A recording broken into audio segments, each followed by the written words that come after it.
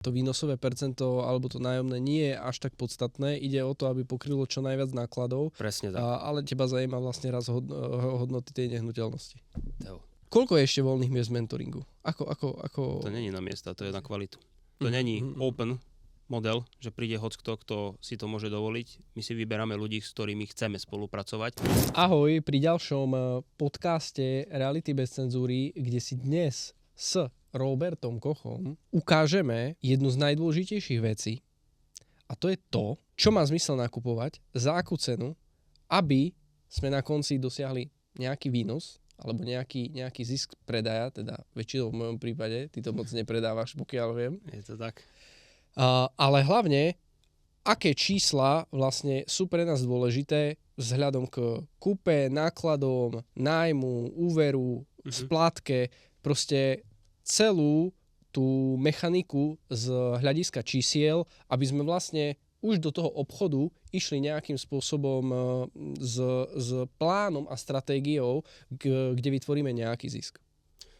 Super, Teodor, ďakujem za túto tému, lebo tá odkrýva, že či tá nehnuteľnosť, ktorú kúpim, bude pre mňa, povedzme, investíciou toho pravého zrna, že ti zarobí peniaze, prinesie ťa k finančnej nezávislosti, alebo možno ani nie, že možno bude práve kotvou na tvojej nohe. A hovorí sa, že čísla hovoria pravdu. A preto čísla neklamú? Alebo opačne, čísla neklamú. Záleží, či si k cieľu alebo od. Áno, to je presne to, čo ti napovie, ako výnosná je tá nehnuteľnosť. Budeme sa dneska baviť o prioritne tom, ako to robím ja, že čo sledujem, čo je pre mňa najpodstatnejšie, lebo sú ukazovatele, sú metriky, XY, úprimne všetky poznať nemusíte, ani ja ich, nie že by som ich nepoznal, ale nepoužívam ich, lebo sú pre mňa nesmerodajné. Ukážem vám aj základný výpočet, ako sa počítajú, aby ste sa vedeli v rýchlosti rozhodnúť, na čo sa sústrediť, čomu dať väčšiu váhu, či ísť do toho, prípadne za akých podmienok. A to si myslím, že je extrémne zaujímavé. Je tak, Teo? No určite. Poďme rovno na nejaký príklad, kde si kupoval nejakú nehnuteľnosť, pravdepodobne v Bratislave, alebo aj kdekoľvek inde. tá obľúbená Bratislava. Áno, je to tak. Ale princíp je len, že daj nám konkrétne nejaké čísla, konkrétne nejaký koncept a ako si nad tým vlastne aj uvažoval, že aký si mal cieľ pri tom nákupe. Áno. Rovno budeme to počítať, pretože ako som v jednom podcaste ukázal, toto je všetko, čo potrebujete. Kalkulačka na mobile. Ukáž. Super. V jednoduchosti. Existujú na to aj softvery, existuje na to aj náš deal analyzer, naša analýza, všetko perfektne funguje. Stačí kalkulačka. Áno, v jednoduchosti áno. Záleží, jak sofistikovane chceš plánovať a tak ďalej, ale to, čo vám tu budem dnes hovoriť, na tom som vybudoval miliónové portfólio a úplne to stačilo. A stačilo by to aj ďalej, len jak som hovoril, ja mám rád poriadne vo veľkom. Tak poďme na to. Poďme na to. Čo rozhoduje? V prvom kroku. Zámer, čo idem vlastne riešiť. Keď robím dlhodobý prenájom, potrebujem vedieť, kam sa chcem dostať a za akú časovú jednotku. Dajme tomu, že mi vyjde, že potrebujem kúpiť svoj prvý byt. Môj cieľový trh bude Bratislava a dajme tomu, že moja bonita pre daný moment, bonita znamená, že koľko mi dá banka, je 200 000. No a to je môj arzenál, s ktorým pre daný moment môžem rátať. To ako cieľene sa zameriavať na to, aby mi banka požičiala viacej, aby som rozumel nehnuteľnosťom a tak ďalej, to teraz nebude predmetom. Teraz si zoberieme modelový príklad. Mám 200 000 bonitu a dajme tomu 20 000 cash. Máme? No, tak kedy ako? Dnes áno, zajtra možno nie. To mám presne takisto. Sú dní a dní, a potom týždňa a týždne. Kedy je mesiac a mesiac. No. Ináč, teraz taká vec bez cenzúry. Ľudia si myslia, že realitní investori majú strašne veľa peňazí. A vždycky, nie? A vždycky. No. Je to šťastie pravda, ale nie vždy. Že čo sa týka objemu majetku, áno. Čo sa týka voľnej hotovosti, ani nie. A to sme takí chudší trochu. Áno, lebo to je presne to, že ja tie byty kupujem, keď sú akože zaujímavé. Dneska ukážem presne ako. A keď tam je, no nekúp ho, hej. Ukážeme si aj náklady, ktoré na to potrebujete, lebo ono, že úplne bez peňazí sa dá až potom, keď nejaké peniaze vyťahnete z banky. V tom opačnom prípade niečo treba mať. Takže modelový príklad. Obľúbená garzónka v Bratislave. OK. Za koľko? Za 180 000. Fú. Novostavba, slnečnice. Dobre. A to som ešte povedal málo, lebo sa inzerujú viac. Dajme tomu, že sa ju podarilo na základe toho, jak sme sa v minulých podcastoch bavili, jak brutálne vyjednávať alebo riešiť problémy, sa vám inzertnú cenu 200 000 podarilo stiahnuť na 180. A teraz, prvá metrika. Ako náročný ste na to, aké výnosové percento máte? Čo to je? Všetci, čo sledujú Romana Kružľaka, ale aj sa rozumejú týmto veciam, je to v jednoduchosti nič iné ako tvoj ročný nájom čistý. Teraz sa bavíme čistý. Dajme tomu na takú garzónku môžeš mať 700-750 eur nájom. Že dajme tomu 750. Režijné náklady na takú garzónku 120. A to si tiež môžeme dať na to podcast, ak je to možné, že za 120 režijných nákladov minus 120 je 630 nájom na mesiac. Krát 12. To je 7560. A toto vydelíš kúpnou cenou, respektíve nekúpnou cenou, ale všetkými nákladmi. O ďalších nákladoch sa budeme baviť, že keď si ten byt kupoval full zariadený, iba drobnosti typu ani prenajacie nemusel iba kataster, tak môžeme počítať 180 000. Ale to je skôr utopia. A vyjde ti 0,042%. Čo ešte musím robiť? Počkaj. Poďme si to trošku rozobrať, aby aj takí jednoduchší ľudia ako ja tomu rozumeli. Yes. To znamená, že v prvom rade je tam ten nájom. To je jasné. To človek platí. Presne tak. Minus tie energie. Potom už tam nevstupujú nejaké ďalšie náklady. No. Okrem tých energií. To je tá vyššia liga, ktorú vám teraz odhalím. Všetko musí byť v režii nájomníka. Super, takže tým pádom dajme tomu, že všetky ostatné náklady si už platí ten Presne nájomník akýmkoľvek spôsobom. Tak, elektriku a zálohové predpisy pre domovú správu typu voda, upratovanie a také srandy, to je v tých 120 euroch. Jasne. Eurách. Môžeš ešte elektriku prepísať, čo je vyššia liga, ale osobne toto nerobíme. No dobre. Asi som divný. Ale ty vieš prečo? Lebo áno, ja chápem, že... Dobre, to je jedno teraz. V princípe tie náklady sú, ako si hovoril, 120. Následne, ako je možné, že tá cena je 180, keď si hovoril, že vlastne ty... 200 bola inzertná. Zjednal som na základe tých brutálnych praktik, ktoré sme si minule ukázali, na 180 a kupujem. Ale 20 máš vlastné zdroje a 160 je banka, tak? Áno. A teraz ešte upresním. Výnosové percento je niečo, čo vám ukazuje, ako výnosná je tá nehnuteľnosť, keby si kupoval cash. Môžeš to v prvom kole robiť, potom samozrejme vybereš peniaze z banky, ale ona rozhoduje o tom, že keď máš tu jednu nehnuteľnosť, máš mobil tu na? Nemám, nevadí. A tú druhú, tak toto číslo ti ukáže, ktorá je výnosnejšia. Lebo neporovnáva nič iné, len tú nehnuteľnosť a jej výkon.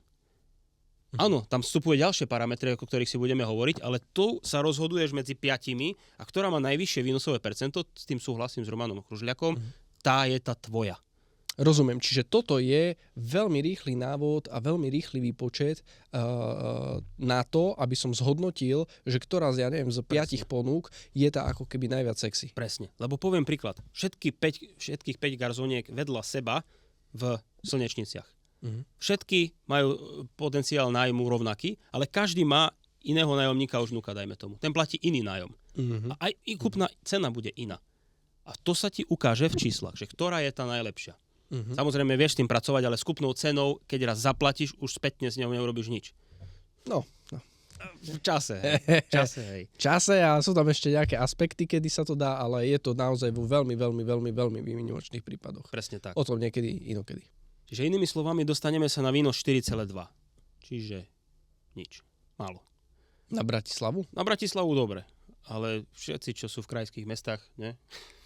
Povedia, že čo ti šibe. Pokrie to na splátku? No, to je tá otázka. Keď dáme 750 to je splátka? minus 120, ostane mi 630 na splátku a pri 160 000 úvere 3,5% úroku budeš pravdepodobne v mínuse. Nemám tu super kalkulačku, ktorú by som rýchlo vypočítal, ale hej, budeš to doplácať. Čiže mínus. Sranda? Veľká, ne? No, hlava mi šrotuje, že aké sú cesty, alebo ako to nájsť, ale to nám asi povieš. Presne. V prvom kole. Toto je základný ukazovateľ. Teraz sa dostávame na return of investment, to je ROICO. A to už zohľadňuje, alebo môže zohľadňovať, lebo tu nie sú akože úplne že 100% metriky. ROI, to je Return on Investment, môžeš započítať nejakú časť relevantných nákladov, ale aj nemusíš. Ja to počítam tak, že tam presne dáš aj na tú splátku hypotéky. Ale aby sme úplne boli transparentne, dám hypokalkulačku. Takže predsa má nejakú špeciálnu kalkulačku. Internet.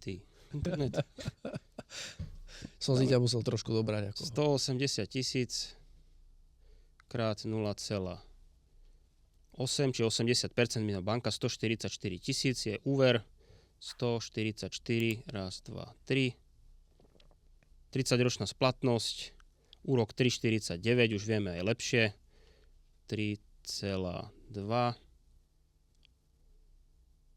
a výpočet hypotéky, splátka 622 eur. Takže to až taký mínus nebude. No, pozerám, že celkom dobre. 622, čiže 750 eur minus 120 režia, minus, koľko som hovoril? 622, 8 eur každý mesiac ti ostane. Takže Pozitívny cash flow. Pozitívny cash flow. Yes, dali sme to, aj ťapku na to. Že budeme bohatí. Ešte 1000 takýchto bytov a máš 8 000 každý mesiac.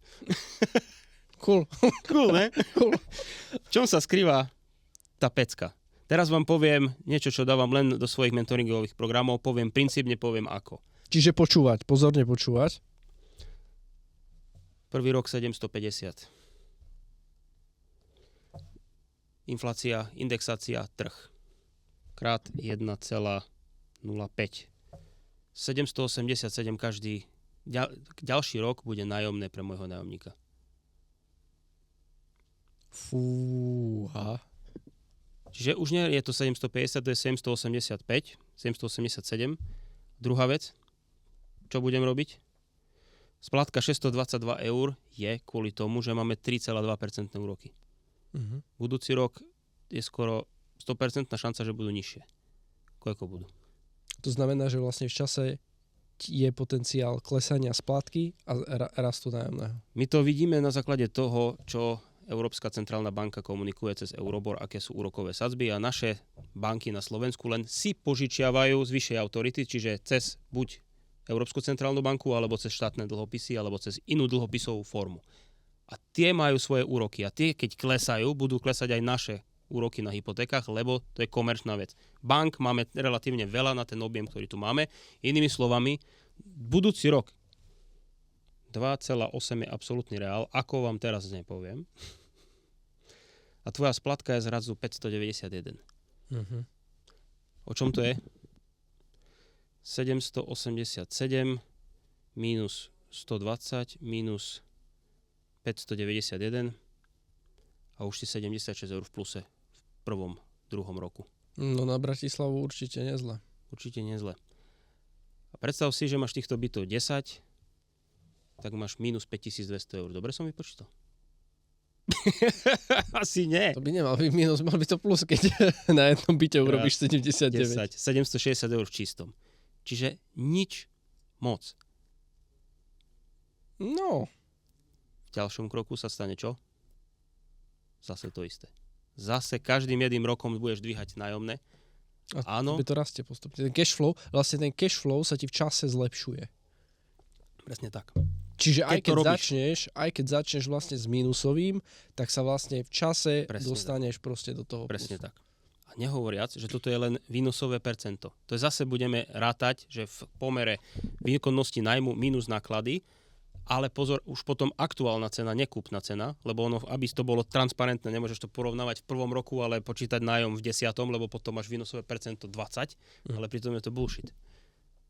Pritom treba robiť to, čo som spomínal, keď napríklad v tom druhom roku už budeme mať, a teraz dávajte pozor, prečo, 787 minus 120,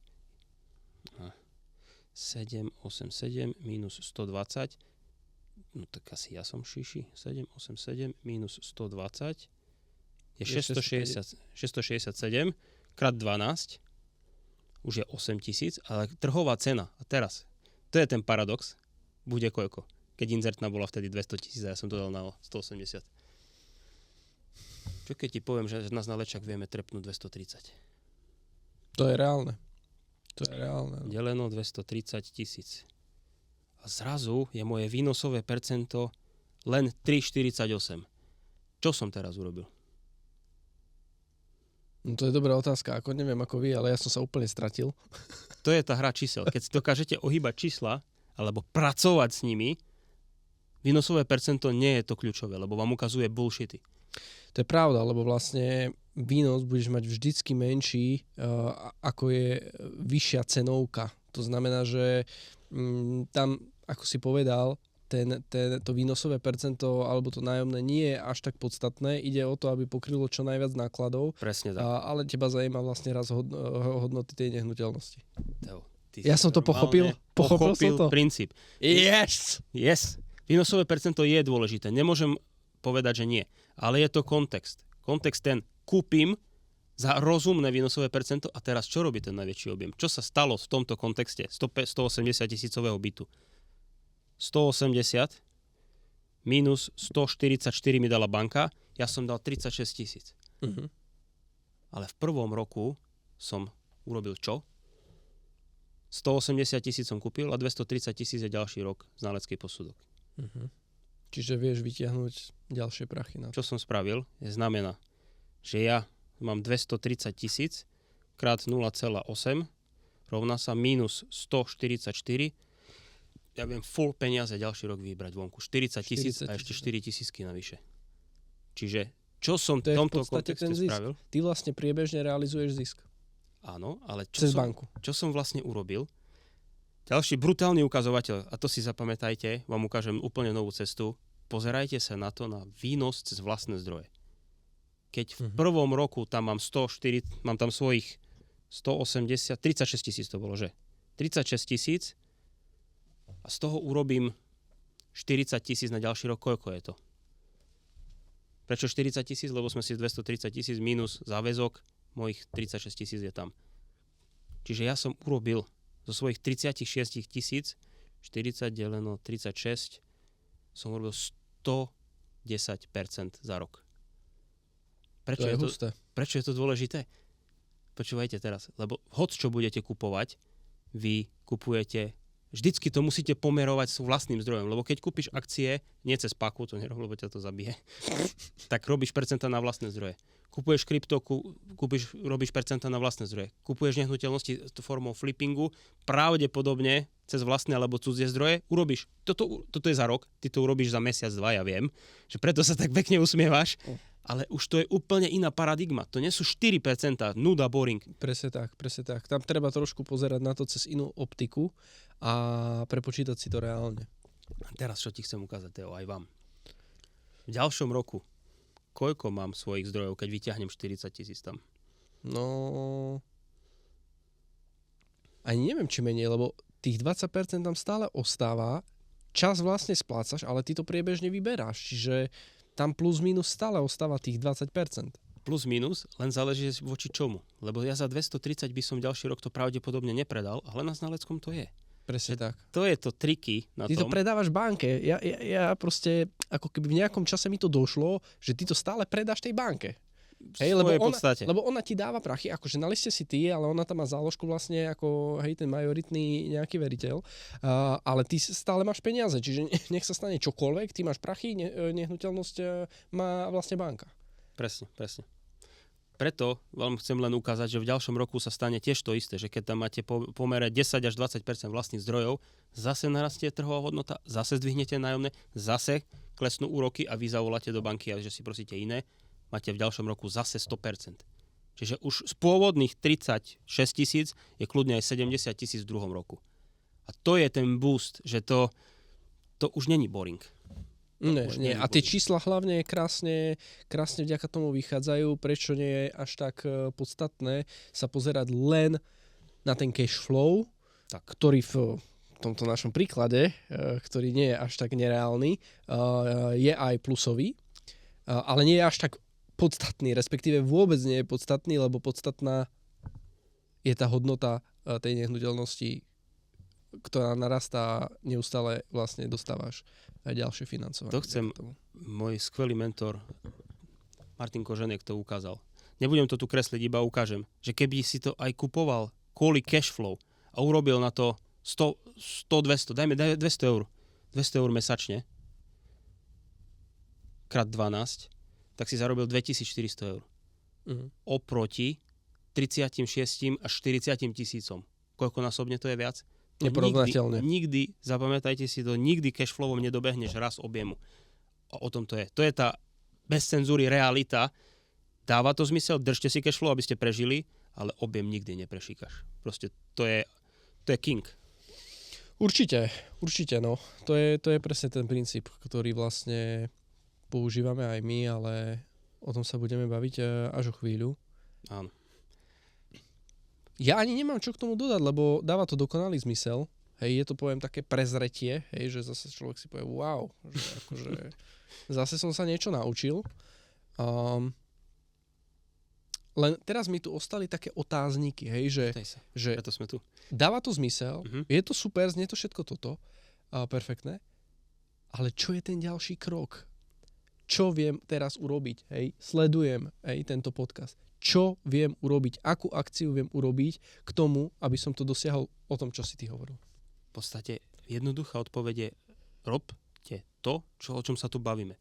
Majte jasnú stratégiu, čo idete urobiť, kúpte ten byt, majte samozrejme externé zdroje na to a začni sa vzdelávať v tom, čo tu hovoríme, lebo my tu hovoríme už zhustenú formu, nejdeme do detailov, aby sme to vysvetľovali. Dobre, a kebyže, lebo takto zase, ja som v tomto, poviem na rovinu začiatočník, nikdy som nekúpil novú stavbu ani tie financovania až tak bankové neriešim.